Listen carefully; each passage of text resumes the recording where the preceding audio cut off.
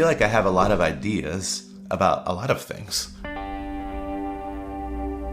mean, I had an idea about making meals for people, but I'm not a chef. And I think we all have some of these things that we kind of keep these ideas for ourselves. Like, one day I'm going to do this thing. And for me, I think in my subconscious, there was something that didn't really think it would happen. My wife's first pregnancy was incredibly complicated and high risk. So she was hospitalized for 3 months, and I lived in the hospital room with her, and every day for 3 months we had somebody from our church bring us either lunch or dinner. It blew us away, the way that they surrounded us and cared for us. The day that we got home from the hospital was the day that I felt like I could take a breath, right? My wife is safe. My son was born healthy. We were back in our own home, in our own space, and it was this first moment of just having some sort of relief. And I just remember like thinking, I want to cook dinner tonight. And I think part of it was because I'd watched 10 seasons of Chopped and I was like feeling overconfident. But there's a very real part of it that I think was tied to this sense that I'm making food in my kitchen because everything's okay. That night, I went to the store, got a bunch of ingredients. We invited our closest friends around the table, and I made these burgers, and everybody swore that they loved them, and I thought that they were okay. And honestly, after that, we started doing weekly dinners at the house. Every Sunday night, we do family dinner, and it just became this thing, this rhythm of when I am cooking and when people are around this table, it means that everything is okay.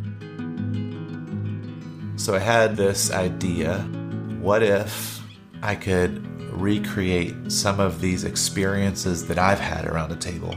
And so we decided to have 6 meals. We called each one of them a table, where we would send out a blast email, and the first people that would respond would get seats at the table, and it worked. One of the tables that we did, I knew that I wanted to recreate those burgers that I made 8 years ago when we got home from the hospital. We're eating tonight the first meal you made. Yeah.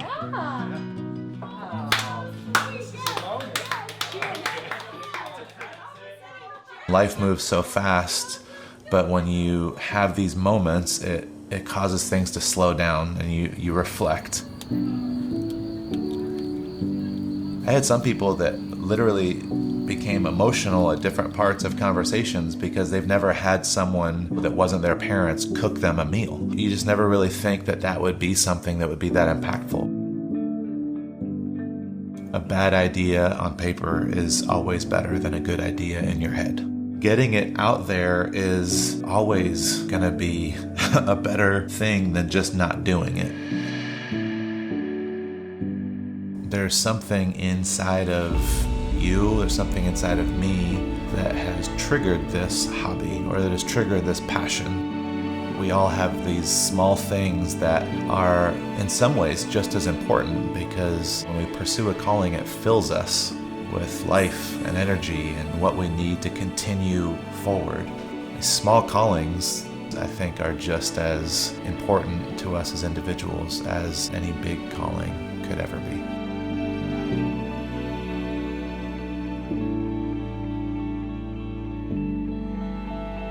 There's always been a part of me that has always questioned, like, what am I able to do? Like, what am I capable of doing? Am I smart enough? Did I get enough education? Do I have the right kinds of words to say, or whatever it is? That's been something that I feel like has followed me in each career role that I've had. I feel like that's followed me even in becoming a husband, becoming a father. There's this theme of, really? You think you could do that? Like, do you have what it takes to be able to do that? And so as I look back, I think that there was something about this that was still trying to prove to myself, like, you can do this. It won't always be perfect, but neither will anybody else's idea.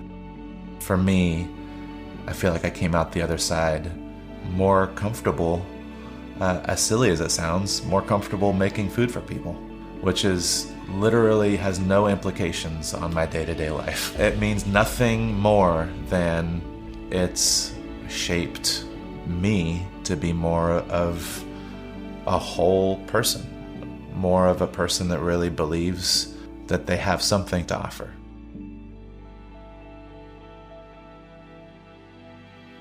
When you have these ideas or passions or callings, figuring out what are the first steps that I can take. I think that's the best place to start.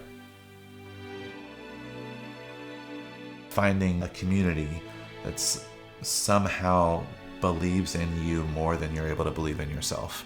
That you can take that insanely dangerous step with to prove to yourself that it can work. You won't die. And to get that sense of being filled by doing that thing that you have burning inside of you to do.